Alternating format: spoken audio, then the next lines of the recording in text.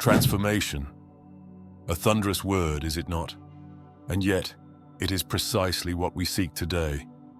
A metamorphosis that can guide an avoidant soul from the icy grip of fear into the gentle warmth of a lasting bond.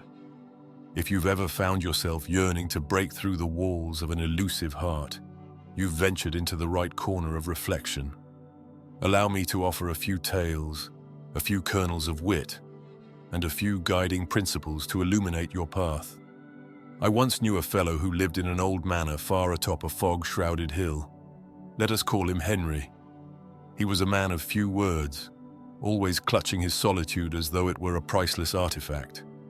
When I visited, I felt like a trespasser in a silent cathedral. His world was carefully ordered, polite conversation, minimal gestures, and never, absolutely never, any intimacy that might jostle his calm. Some might say he was cold, but truly, he was terrified. Fear was the thread running through the tapestry of his life, weaving itself around his heart. Yet, in Henry's eyes, one caught the faintest glimmer of longing, yearning for companionship, for a hand to hold amidst the gloom. Such is the paradox of the avoidant individual. They often desire the very bond they dodge. Our task, then, is to understand that behind the indifference sits a quietly trembling heart. Only through this understanding can we begin the grand transformation. Empathy. It's the secret key that opens more doors than a skeleton key in a haunted house. When you approach an avoidant person, you must remember that every step you take feels monumental to them. Their fear is not necessarily about you, but about what closeness might mean. Vulnerability, potential hurt, the risk of exposing what they've so meticulously safeguarded. In Henry's case, he once confided a fragment of his past to me over a pot of tea. His family had never been one for sentimental embraces or open affection. Love was implied, never spoken. So Henry learned that to need someone, to rely on them, could be dangerous. It left him off balance, uncertain of the next step. When we show empathy, when we see through the armor into the vulnerability beneath, we begin to melt the ice. In an age where everything arrives at our door with a single swipe or a click, patience has become a woefully neglected virtue. But to cultivate a bond with an avoidant heart, patience is the golden thread that can stitch two lives together. One must be prepared to wait. Wait for the texts that arrive late, for the phone calls that never come, for the invitations that remain pending in limbo. But do not mistake patience for passivity. Patience is active, an engaged state of readiness. You stand at the threshold, leaving the door open, letting them know your presence is steady. Over time, this consistency sends a message far more potent than any grand romantic gesture. I respect your pace, your space, and I am not going anywhere until you feel safe enough to step closer. Now, in our eagerness to be patient, we mustn't bend ourselves until we snap in two. A bond, after all, is a two-way street. Like dancing a waltz, each partner must follow the music at a pace that feels balanced. This is where gentle boundaries enter the fray. You can say, "I understand you need time alone, and I respect that. However, I also need a certain level of contact and reassurance. Can we find a rhythm that works for both of us?" Boundaries, when approached respectfully, are not prisons. They are guidelines that keep both parties safe. If Henry knows that I respect his alone time, and I know that Henry will respond to a message within a day or two, we have a foundation upon which trust can be built. Each party's anxieties are soothed, and the fear, once looming like a wraith, begins to recede. The temptation to break an avoidance wall with some magnificent display of devotion. A serenade beneath their window, a bouquet so large it requires its own seatbelt in the car. While such gestures are dramatic, they can be overwhelming to a person who guards their emotions. Often the path to turning an avoidance fear into a bond lies in smaller acts done consistently over time. Send a thoughtful note instead of a barrage of texts. Show up for them in little ways. Remember their favorite type of tea. Inquire about their day without prying too deeply. Such consistent, caring acts speak to an avoidant's innermost fear. Will you abandon me if I don't reciprocate perfectly?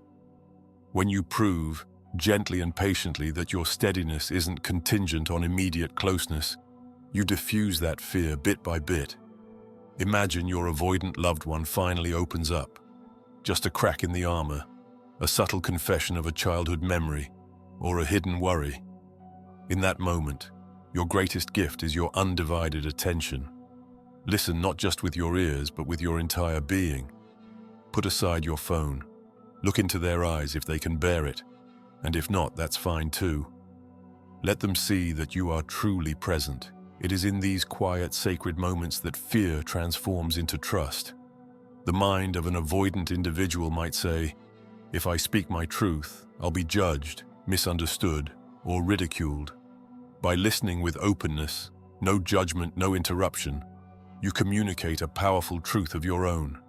Here, in this space, you are safe, and where safety is found, a bond can flourish, like a delicate plant that needs sunlight but can't tolerate too much heat. An avoidant individual requires the right dose of reassurance. Too little, and they remain stuck in the conviction that no one truly cares.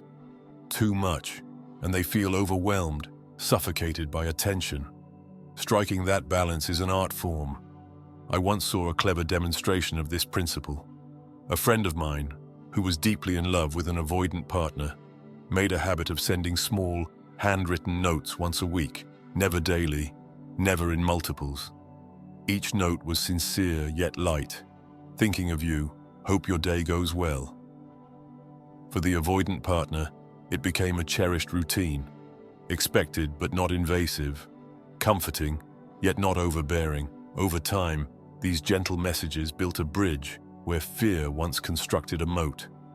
Sometimes, dear viewer, we fixate so intently on the avoidant individual's fear that we forget to check our own. Are we pushing for closeness because we cannot handle our own anxiety? Are we trying to rescue them from solitude because silence unnerves us? By turning the lens inward, we can approach the situation with more compassion and clarity. If you find yourself desperate for the avoidant person's affection, pause and ask, am I truly respecting their pace, or am I rushing them out of my own insecurity?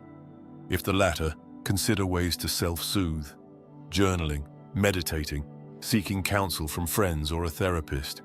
When you take responsibility for your own emotional well-being, you leave room for the avoidant partner to come toward you willingly, rather than feeling chased. Progress in an avoidant bond can be as understated as a whisper in the night. Perhaps they initiate a text for the first time, or willingly spend an evening out without bolting to the door after an hour. Maybe they share a personal story that you'd never heard before. These small moments are, in truth, enormous victories worthy of celebration, though discreet celebration, mind you. Express genuine gratitude. I loved hearing your story. Thank you for trusting me with that. This positive reinforcement tells the avoidant person that taking a step toward intimacy results in warmth, not chaos. And with each step, the fear loosens its grip, replaced by the fledgling bonds of trust.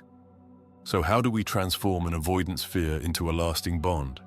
Through empathy, patience, respectful boundaries, consistent but gentle reassurance, and our own introspection. Imagine the final result as a tapestry woven from delicate threads, each thread representing a moment of trust, a carefully negotiated boundary, a supportive word at just the right time. Henry, my fog-shrouded friend, eventually found a companion who navigated his world with a deft, tender touch. She gave him room to breathe, yet never let him drift too far from the warmth of companionship. Over time, Henry's gloom-laden corridors brightened.